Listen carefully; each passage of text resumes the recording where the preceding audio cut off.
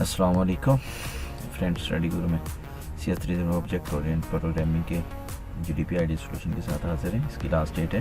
इसके अलावा फ्रेंड्स कुछ और भी सब्जेक्ट्स के GDP थे, इस पर सुबह वर्किंग की थी। तो थोड़ा आई वाज ट्रैवलिंग, तो बहुत मुश्किल से बनाई है। रास्ते में पाकिस्तान की सड़कें और ये सारा कुछ भी अजीब है। आप लैपटॉप यूज़ नहीं कर सकते गाड़ियों में। तो चलते हैं सोल्यूशन की तरफ, इसीलिए ज़्यादा टाइम नहीं होगा। अभी भी गाड़ी में बैठ कर मुझे ये करना पड़ रहा है। तो ये देखें, ये स्टेटमेंट दी हुई है। Object and programming allows us to handle complex code in an organized structure and break down the problem by modeling it in a way that relates to our everyday life. With fast advancement in technology and ever-decreasing product cycle, many developers are starting to believe that OOP is not currently being implemented as it was intended to be implemented. They believe that OOP is unnecessarily complicating the problem solving, so OOP should be phased out as the absence of structure is better in many cases than having bad structure. Analyze the above statement very carefully and answer the following. Do you believe that OOP should be phased out and we should start working on some alternatives? Provide your answer with yes or no. Give your opinion with two solid reasons to support your answer. तो सही है इसमें है कि वो कहता है कि OOP जो है वो क्योंकि स्ट्रक्चरल प्रोग्राम है, तो वो उस सेंस में इम्प्लीमेंट नहीं हो रही जिसमें होनी चाहिए, तो इसलिए इसको फेज़ आउट होना चाहिए या नहीं, ये इसका ऑप्शन है। तो इसमें दो राय हैं, क्योंकि ये बहुत ज़्यादा जो पैराडाइम शिफ्ट है ऑब्जेक्ट ओरिएंटेड प्रोग्रामिंग लैंग्वेजेस का भी एक पैराडाइम शिफ्ट हमेशा मुश्किल होता है एक टेक्नोलॉजी से दूसरी टेक्नोलॉजी में।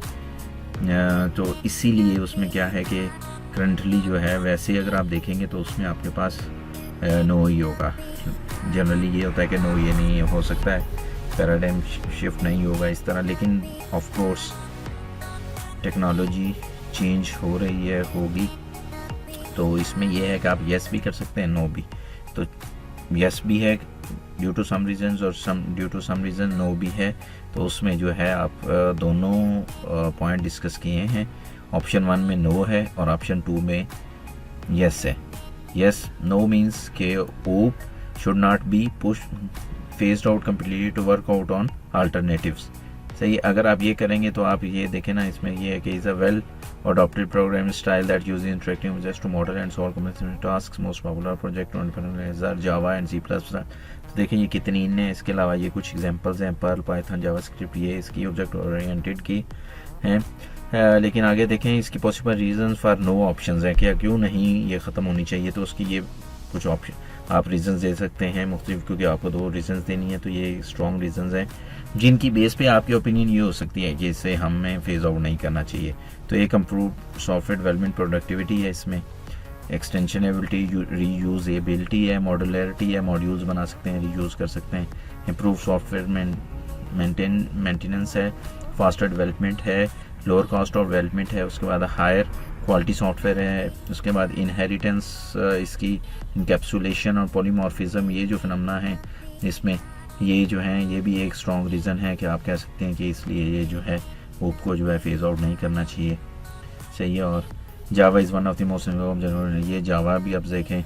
और याद रखें कि कोई भी लैंग्वेज 100% जो है प्योर ऑब्जेक्ट ओरिएंटेड नहीं होती, जो सिर्फ ऑब्जेक्ट्स के साथ डील कर रही हो। सही है। पाइथन भी इस तरह एक ऑब्जेक्ट ओरिएंटेड लैंग्वेज है। तो ये अगर आप नो का ऑप्शन लेते हैं कि फेज आउट नहीं करना चाहिए, तो उसमें ये 7 आपके पास रीज़न, इनमें से कोई को आप अपने अल्फाज में लिख सकते हैं। दूसरा ऑप्शंस में आप येस करेंगे कि इसको होना चाहिए, उसमें आप इसके डिसएडवांटेज लिख सकते हैं कि स्टीप लर्निंग कर्व है, जैसे जैसे कोड बढ़ता है तो ये बहुत ज़्यादा कम्प्लेक्स होती है, और इसकी जो है it is complex to create program based on interaction of object. Some of the key programming techniques such as polymorphism can be challenging to comprehend initially. सही है, मुश्किल है। और इसके अलावा जैसे जैसे हुजम बढ़ता जाता है, बहुत बड़े प्रोजेक्ट्स में फिर ऑब्जेक्ट्स ज़्यादा होते हैं, तो फिर उसमें इस वजह से इसको फेज आउट होना चाहिए, कोई अच्छी चीज़ आनी चाहिए। सही है। देखें, there is a new kind of programming around the corner called declarative plus deductive style programming है, where by the amount of code written is greatly reduced. जिसमें कि इस स्टाइल ऑफ प्रोग्रामिंग के आने से, जिस पे काम हो रहा है ये टेक्नोलॉजी पे, तो आपका जो है टाइम बहुत कम हो जाएगा। तो उसके बाद स्ट्रॉन्ग रीजन में स्टीप लर्निंग कर्व है, ये देखें। रिडक्शन इन टाइम, आप यहाँ से पॉइंट ले सकते हैं। लार्ज प्रोग्राम साइज है, अभी देखें इसमें typically involve more lines of code than procedural program. Already procedural program आप लिखते हैं तो उसकी कोडिंग कम लाइंस की होती है, एज़ कम्पेयर टू ऊप्स। तो इसीलिए कोई प्रोग्रामिंग ऐसी होनी चाहिए जिसमें लेसर कोडिंग इन्वॉल्व हो। इसके बाद प्रोग्राम स्लोअर्स होते हैं एज़ कम्पेयर टू प्रोसीजरल और दूसरी जो है टाइप के प्रोग्राम, और इसके अलावा ये तमाम टाइप के प्रोग्राम्स के लिए सूटेबल भी नहीं है। और उसके अलावा जो है इसमें एक्सटेंसिव डिबगिंग साइकिल है। अगर आप कोड में कोई हल्की सी भी चेंज कर दें तो कोड का रिजल्ट कुछ से कुछ हो जा सकता है।